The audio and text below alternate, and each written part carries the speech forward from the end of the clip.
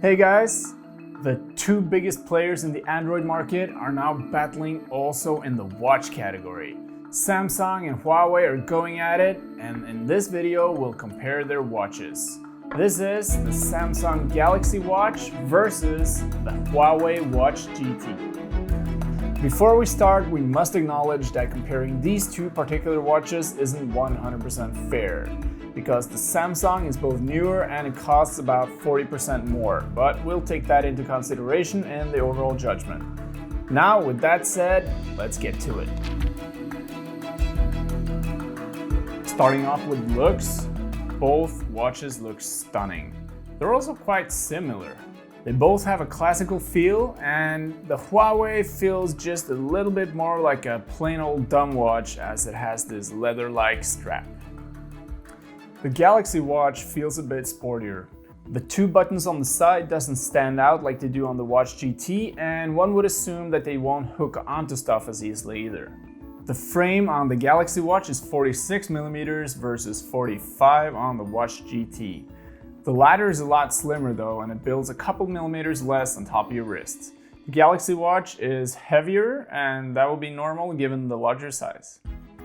Full color AMOLED display on both watches with customizable watch faces. I personally prefer as much information as possible on the watch face, so I'm going to switch to a digital watch with the heart rate, date, steps, calories burned, etc. Another thing you can customize is the straps, where both watches have a simple click-on mechanism for easy swapping. The strap size is universal, so you won't have any difficulties finding a new one. Both watches are equipped with touchscreens, and if you haven't had a touchscreen on your wrist before, it'll take some time to get accustomed to. A positive thing about the Watch GT is that you can customize what function the lower button does. For example, you can add a shortcut to the training session you do the most, etc. On the Galaxy Watch, you navigate primarily using the rotatable bezel, which also takes some practice. But the bezel is great if you have dirty fingers or if you're wearing gloves, it's cold outside, touchscreen. Moving over to the inside and all that fun smart functionalities. Both watches connect to your phone via Bluetooth. They both let you choose what apps to get notifications from, and they both respond pretty quickly. Notifications on the Watch GT lets you see the heading, but you have to bring your phone up to see the actual content. In great contrast, the Galaxy Watch will let you read through messages, mails, and other notifications directly on the watch. MMS messages will even display with a good-looking color thumbnail, and you can even reply to messages using the rotatable bezel keyboard, which is pretty cool. Both watches will alert you whenever someone's calling, where the Watch GT will let you know who's calling and give you the option to reject the call. The Galaxy Watch has a built-in speaker and microphone and will therefore let you answer and have a conversation directly on your watch. The sound quality is actually impressive on both ends, but it can feel a bit weird speaking to your watch at first. Connect the Bluetooth headset for a better experience. A quite new feature, something we've only seen on a few smartwatches so far, is the eSIM, a built-in SIM card. This opens up a lot of possibilities. The most obvious one is that you don't need to have the watch hooked up with your phone at all times. That's right, you can leave your phone at home without having to worry about missing out. Stay online, receive calls and messages directly on your watch, as long as you're in cell range.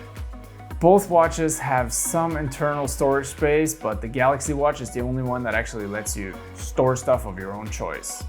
That comes in handy for music, which brings us to the next point, Spotify.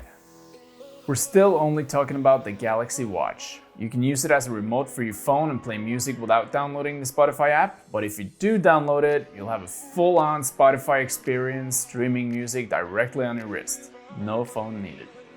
Access your playlists, run searches, stream via Wi-Fi or cellular, download, and best of all, listen to your offline playlists.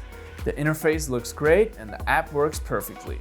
Combined with a set of wireless headphones, this feature amps up your jogging sessions even more. Just remember that streaming music will drain your battery. A lot. A cool feature is the Find My Phone function, which you will find on both watches, and it's worth a clap. Just tap Find My Phone in the menu, And as long as your phone is within Bluetooth range, it'll play a tune to reveal its whereabouts. Practical stuff. Naturally, smartwatches will also track your activity levels. Neither of these two can be directly compared to an all-out sports watch like the Polar Vantage or Garmin Fenix, but one of them isn't too far off. First, both watches are equipped with a heart rate monitor on the back, tracking your pulse from the wrist. They both also have gyro sensors for tracking movement and will give you a pretty precise step count and sleep measurement. If we go to the training menu, both watches let you choose from a list of activities. The list on the Galaxy Watch is longer. 6 auto-tracked exercises and 39 total exercises, including activities like yoga, mountain climbing, rowing, and a whole lot of weightlifting exercises. The Huawei Watch GT has basic programs for running, walking, swimming, and bicycling, which will do just fine, but it doesn't cover more than that. Overall, the Galaxy Watch feels like a sports watch when you're using it for just that. It can be compared to dedicated sports watches on many areas, but it lacks sports like football, handball, golf, etc. The Huawei Watch GT, on the other hand, feels more like an activity tracker. It measures your vitals and your activity levels, but that's pretty much it. Both watches score high when it comes to battery life. The Galaxy Watch has a battery that will last about 4 days, strongly dependent on the usage, and it comes with a small wireless charging stand that will not take too long to charge, but remember, this is the only way you can charge this watch. The Watch GT has an even more impressive battery life. Huawei's estimates is 2 weeks with mixed usage, but again, this varies a lot based on the actual usage. For example, if you run the GPS, we're talking about a day or two, which is still impressive for a smartwatch, so Huawei wins this battle. If you're a Samsung person, you'll love the Galaxy Watch because it's a great extension of your Samsung smartphone. It works good with most other Android phones as well, but iPhone owners, this watch will not support calls, messaging, or email. The watch looks good, it's robust, it's got a 4-day battery life, and an intuitive operating system. The Huawei Watch GT loses the overall comparison battle, but taking into consideration that it costs 40% less, it does offer a lot. If you're looking to track your fitness and you don't want a plastic armband or a sports watch on your wrist, the Huawei GT delivers neat design and good measuring. A huge bonus of choosing this watch is that you don't have to worry about charging it more than a couple of times a month, as it has probably the best battery you've ever seen in a smartwatch. Which of these watches would you go for? What do you emphasize when choosing?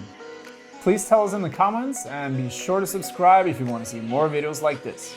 Peace out.